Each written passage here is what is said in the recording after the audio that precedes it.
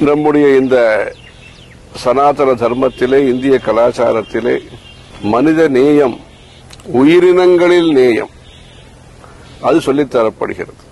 நம்முடைய ஸ்ரீமடத்தின் மூலமாக 1930களிலிருந்து 21 வருஷங்கள் நம்முடைய காஞ்சி பெரியவர்கள் யாத்திரை செய்தார்கள். தொடர்ந்தாற்போல் நம்முடைய புது பெரியவர்களும் பல வருஷங்கள் யாத்திரை வடநாட்டிலே செய்திருக்கிறார்கள்.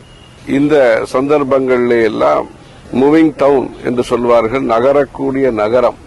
யானை, பசுமாடு, குதிரை, ஒட்டகம் இவைகளும் இந்த யாத்திரையிலே பங்கு பெறும். ஒவ்வொரு ஊரிலேயும் கஜ பூஜை நடைபெறும், கோபூஜை நடைபெறும். இப்படியெல்லாம் விசேஷமாக அனைத்து உயிரினங்களையும் நேசிப்பது, அனைத்து செடி கொடி மரங்களையும் போஷிப்பது, இவை நம்முடைய சனாதன தர்மத்தின், இந்திய கலாச்சாரத்தின் ஒரு அங்கம்.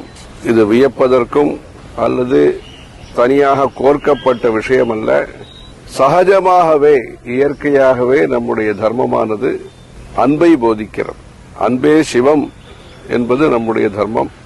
அன்பான பார்வை, அன்பான எண்ணம், அன்புடன் கூடிய ஈகை, கொடை, தானம், பிரிய வாக்சகிதம்.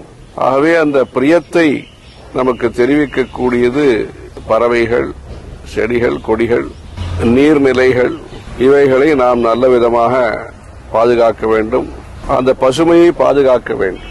அந்த பசுமையை பாதுகாக்கும் போது சுமை என்பது குறைக்கப்படுகிறது. ஹரஹர சங்கர, ஜெய ஜெய சங்கர.